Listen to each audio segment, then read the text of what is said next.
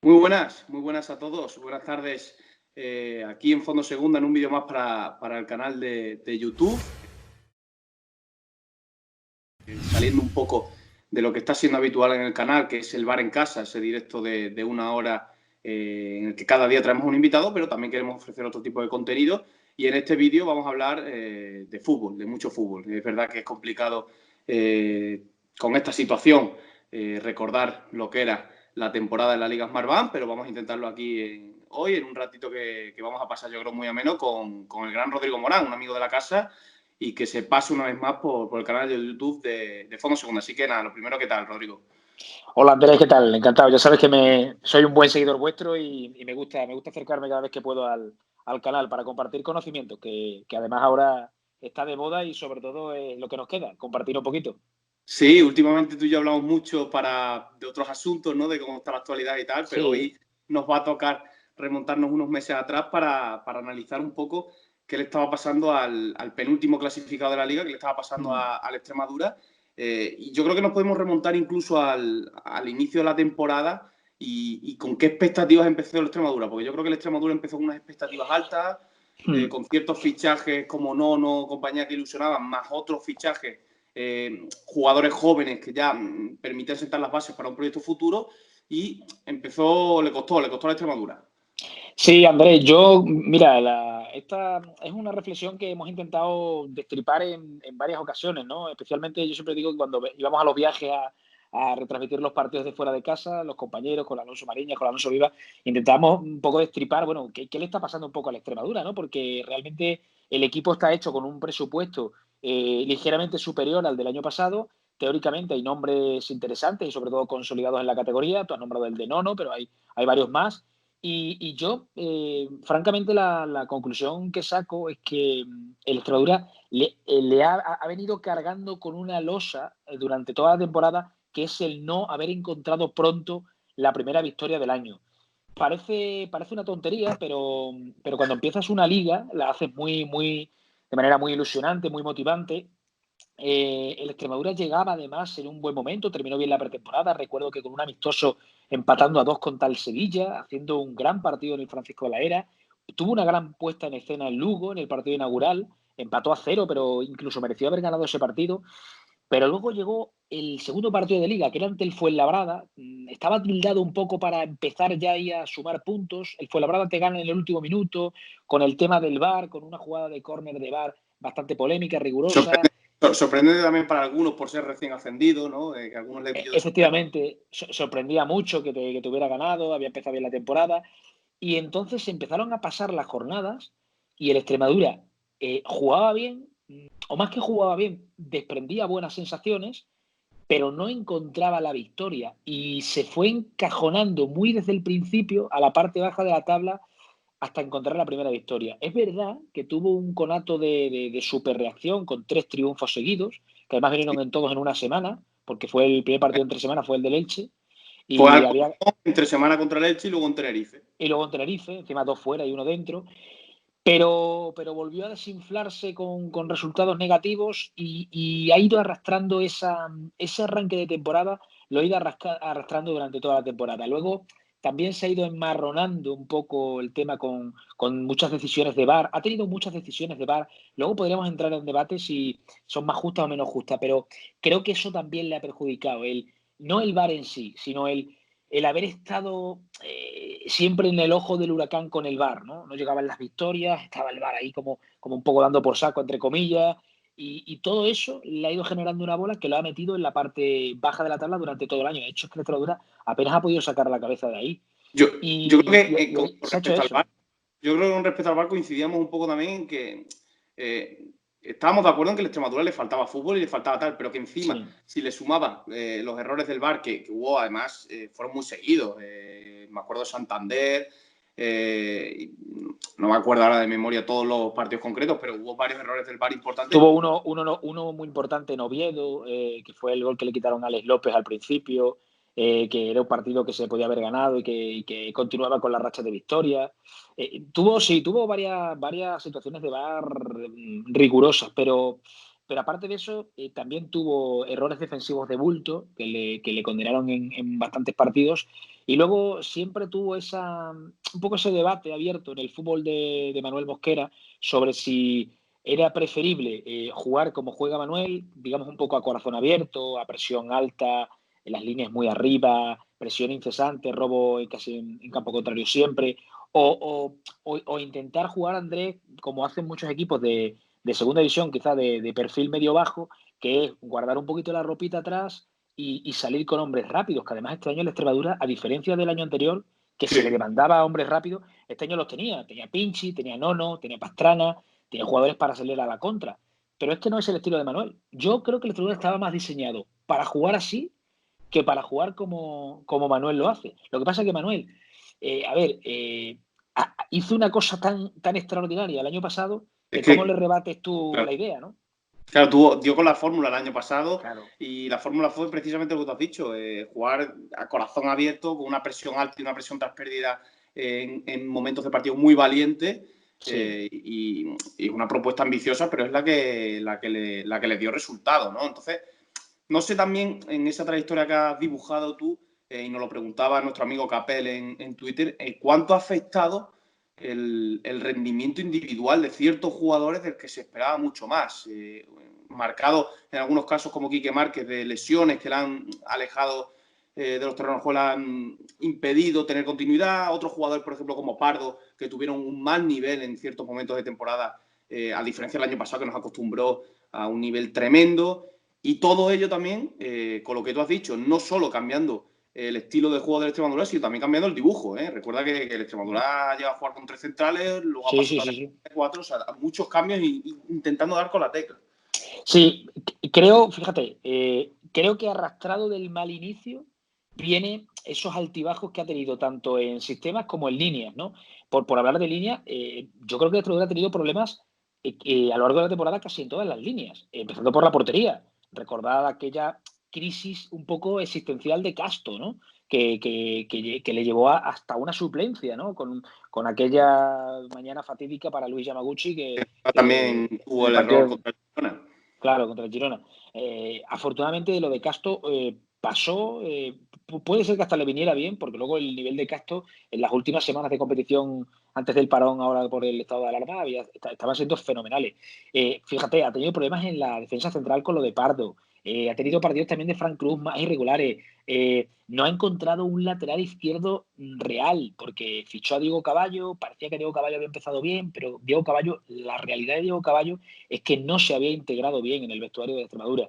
De hecho, eh, no me gusta hablar mal de los futbolistas porque tampoco tengo todos los condimentos y los detalles para hacerlo, pero sí me cuentan que, bueno, había una pequeña falta de, no sé si llamarlo solidaridad, pero De sí de, humildad, a lo mejor también, por sí, donde de venía. humildad y compromiso de Diego Caballo con el vestuario. Bueno, ahí Ángel Bastos más o menos ha hecho de parche y lo ha hecho bien. En el lateral derecho también ha tenido altibajos Ale Es Díez otra, es otra, es esta otra temporada. pregunta, perdona que te interrumpa, porque ya anticipo para introducir la pregunta que nos Sí, hace Alex González Pozo en Twitter, que nos decía, viendo el nivel de este año en los laterales, ¿hubierais apostado por gente del filial o reconvertir jugadores como Lave o Pastrana o el caso de Borja Granero cuando jugó? Que es un buen tema también el de los laterales, porque con la salida de Caballo prácticamente quedaron Alex Díez para la derecha y Ángel Bastos para la izquierda. Quedó muy mermado el equipo a nivel de fondo armario en laterales. sí, bueno, yo creo que la idea de la Extremadura en diciembre, cuando ya se va Caballo, era haber apurado al límite del mercado y haber firmado un lateral izquierdo, pero se quedó sin límite salarial y al final es que no pudo hacerlo. Manuel también insistía mucho en una plantilla corta y bueno, al final, pero creo, vamos, yo creo que a nadie se le escapa decir que la Extremadura no está jugando sin lateral izquierdo natural esta temporada. O sea, tiene puesto a Ángel Bastos, que no es lateral izquierdo, que puede cumplir y que lo ha hecho bien en la cultura leonesa antes de llegar a la Extremadura, y que el año pasado lo hizo muy bien con Manuel, pero a nadie se le escapa que la Extremadura está jugando sin un lateral izquierdo natural. Y luego en el lateral derecho, Ale Díez, pues este año ha tenido quizá altibajos. Es verdad que otra vez estaba recuperando su mejor momento antes de este parón de liga, pero también ha tenido altibajos que ha provocado que haya cambiado ese lateral. El tema de reconvertir, a ver, Manuel inventó a Borja Granero, bueno, tuvo que tirar de Borja Granero en un partido que creo que la Extremadura terminó sacándolo adelante, pero a mí Borja Granero no me gustó nada de lateral izquierdo. Creo que concedía mucho espacio al extremo, se enculaba mucho su posición de central y prácticamente el extremo pisaba área, ¿no? Cada vez que tocaba la pelota, y tú sabes que eso es muy peligroso cuando estás pisando área rival. Y luego el tema se escuchó mucho, yo sé que Manuel valoró mucho la posibilidad de incrustar a Víctor Pastrana de lateral izquierdo. Lo valoró en varias semanas. La realidad es que nunca le hemos visto, pero puede tener condiciones para ser un lateral izquierdo de estos Sí, chisposos además, que un va jugador que jugando se lanza arriba. muy bien al ataque, vertical, con velocidad y potencia, podría ser una opción. Sí, y luego también incluso sé que valoró la opción de José Antonio Pardo en el lateral derecho. De hecho, Pardo en el lateral derecho, en algún momento de su etapa, me parece que, bueno, en el Mérida lo hizo alguna vez y no sé si en el Oviedo llegó a hacerlo también.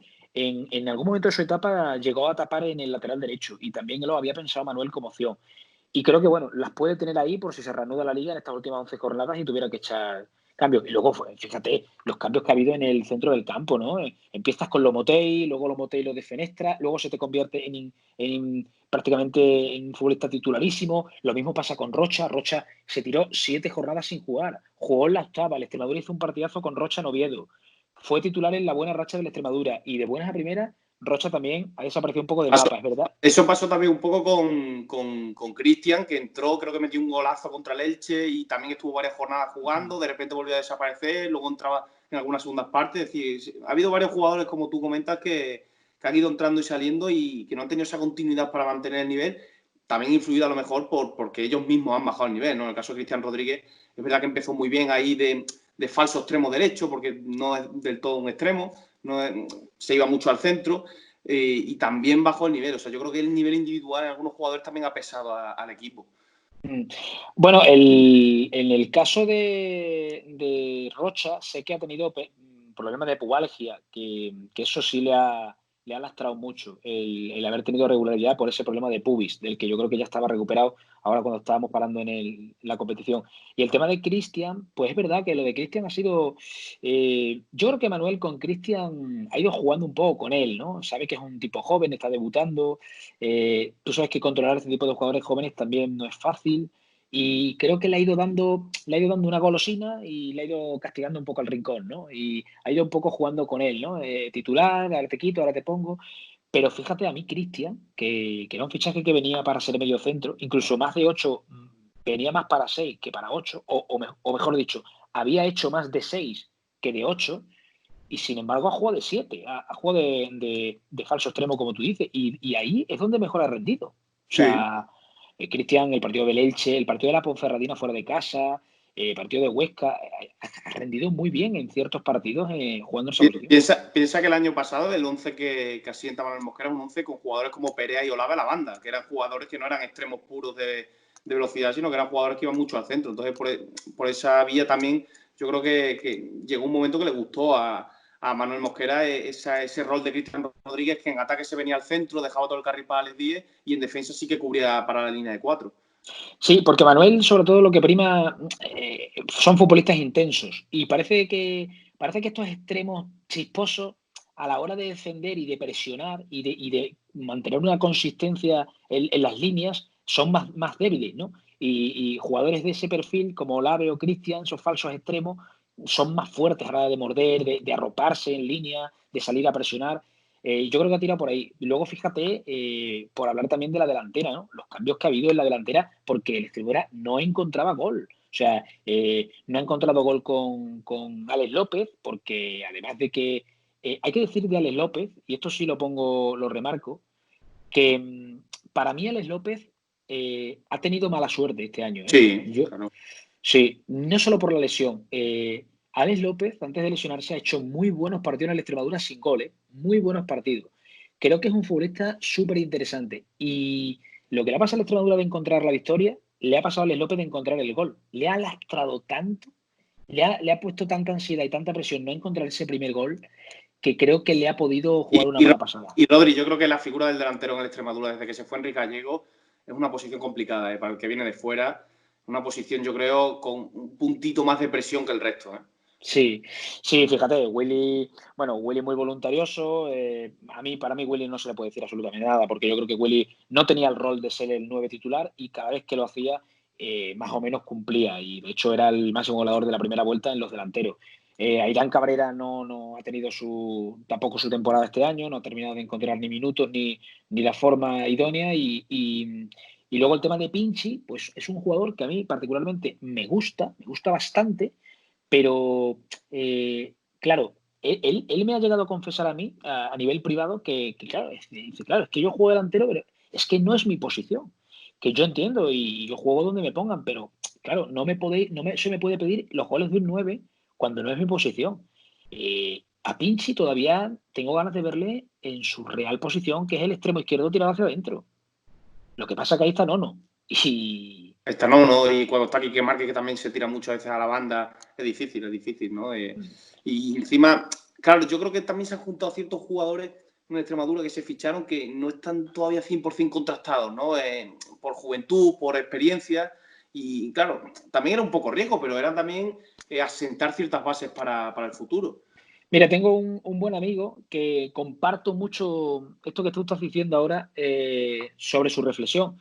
El amigo Loren González, que a veces nos acompaña en alguna tertulia de las nuestras, él siempre me ha dicho, dice, si estos jugadores, los Cristian, Pinchi, Sergio, estos jugadores así más de corte joven y con mucho potencial, porque son jugadores con un potencial tremendo, si estos jugadores hubieran encontrado ese par de victorias de los primeros partidos que le hubieran metido en esa posición tipo Mirandés, tipo Ponferradina, 12, 13, 8, 9 de la tabla, yo estoy convencido de que esos jugadores ahora estarían dando una murga en segunda división tremenda.